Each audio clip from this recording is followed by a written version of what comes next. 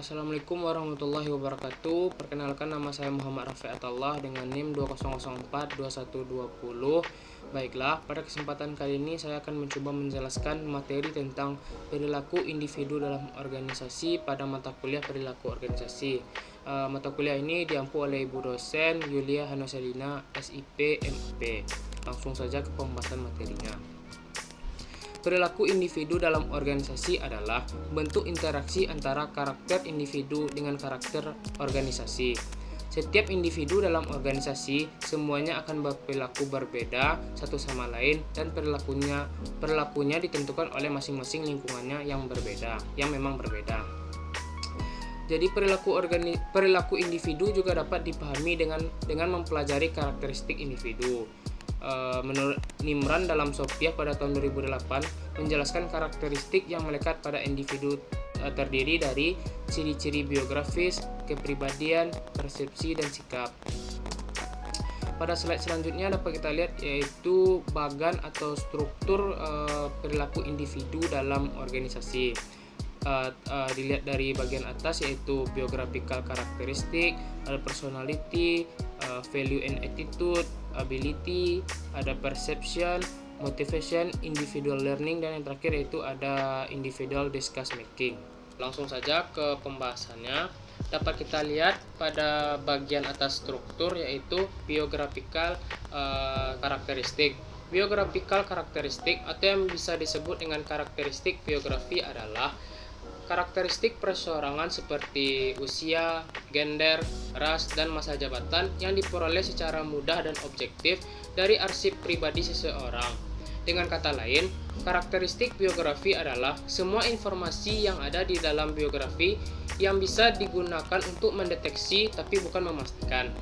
Dalam organisasi atau perusahaan, seorang manajer yang berhasil mampu mengamati perilaku karyawannya untuk memahami karakteristik individu mereka. Manajer dapat menggunakan pemahaman ini untuk membantu karyawan dalam meningkatkan kinerja mereka. Karakteristik biografi menggambarkan perilaku individu yang mempengaruhi kinerja. Alasan pentingnya karakteristik biografi bagi seorang manajer yaitu manajer bisa menempatkan orang atau karyawan yang pada pekerjaan atau posisi yang tepat.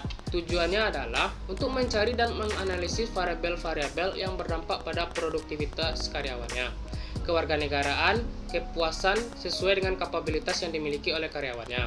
Dan manajer dapat membantu orang tersebut agar dapat beradaptasi dan menyesuaikan diri dengan lingkungan pekerjaannya sehingga terciptanya suasana pekerjaan yang kondusif meskipun berkumpul dengan beragam karakteristik biografi yang berbeda.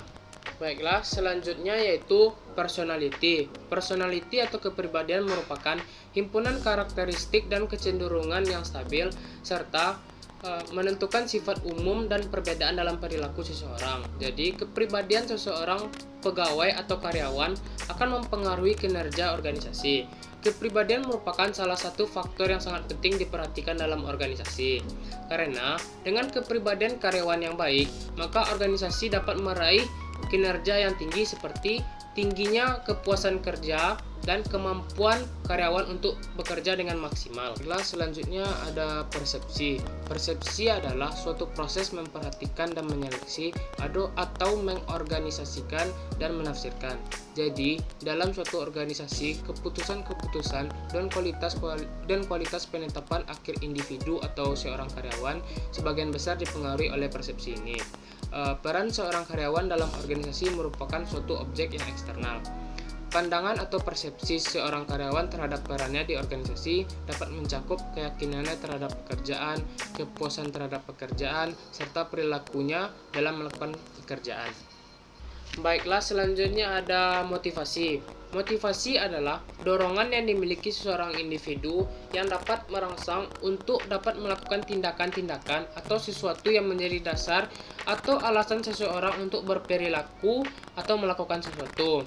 Jadi, alasan mengapa motivasi ini penting dalam organisasi yaitu karena motivasi ini dapat membuat kinerja para karyawan menjadi lebih cepat dan maksimal.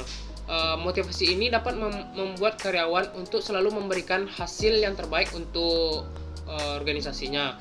Motivasi ini dapat membantu pengembangan diri masing-masing karyawan. Selanjutnya itu value and attitude. Value atau nilai adalah suatu keyakinan mengenai cara bertingkah laku yang diinginkan individu dan digunakan sebagai prinsip atau standar dalam hidupnya. Sedangkan attitude adalah pernyataan atau penilaian evaluatif menyangkut benda, orang, atau kejadian. Atau simpelnya, attitude adalah sikap yang mencerminkan perasaan seseorang tentang sesuatu. Jadi di dalam organisasi, nilai atau value seseorang karyawan dapat mempengaruhi bagaimana pemimpin memandang peluang, situasi, dan masalah serta kepuasan yang para karyawannya buat sebagai tanggapan terhadap mereka sendiri. Value dapat membantu menentukan sikap atau attitude yang dimiliki pemimpin tentang diri karyawan sendiri. Sikap atau attitude adalah evaluasi baik positif maupun negatif. Selanjutnya ada ability atau kemampuan. Ability sendiri adalah kapasitas individu untuk mencapai pekerjaan.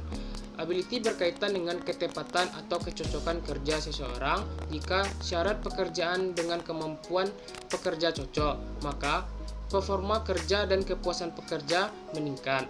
Jika yang terjadi sebaliknya, maka efisiensi perusahaan dan kepuasan bekerja karyawan tidaklah tercapai. Ability ini terbagi menjadi dua, yaitu kemampuan intelektual dan kemampuan fisik. Jadi, untuk menempatkan karyawan di dalam organisasi, seorang manajer terlebih dahulu melihat ability atau kemampuan karyawannya. Hal tersebut dimaksudkan agar karyawan dapat bekerja dengan baik dan mendapatkan hasil yang maksimal dengan kemampuan yang ia miliki. Selanjutnya yaitu individual learning. Individual learning atau yang bisa disebut dengan pembelajaran individu adalah pembelajaran yang diselenggarakan sedemikian rupa sehingga setiap karyawan terlibat dalam proses pekerjaannya dalam organisasi.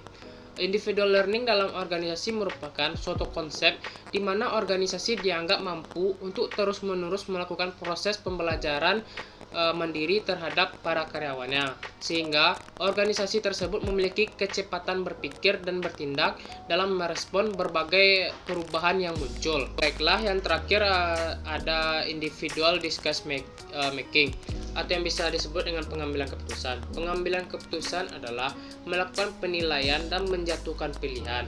Keputusan ini diambil setelah melakukan berbagai pertimbangan alternatif.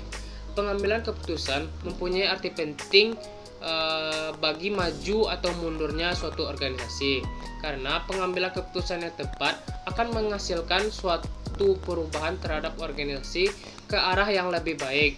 Namun sebaliknya, apabila pengambilan keputusan yang salah akan berdampak buruk pada roda organisasi dan administrasi di dalamnya.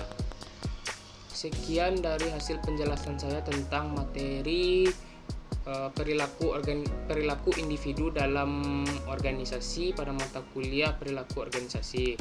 Apabila terdapat kata-kata yang salah, mohon dimaafkan. Assalamualaikum warahmatullahi wabarakatuh.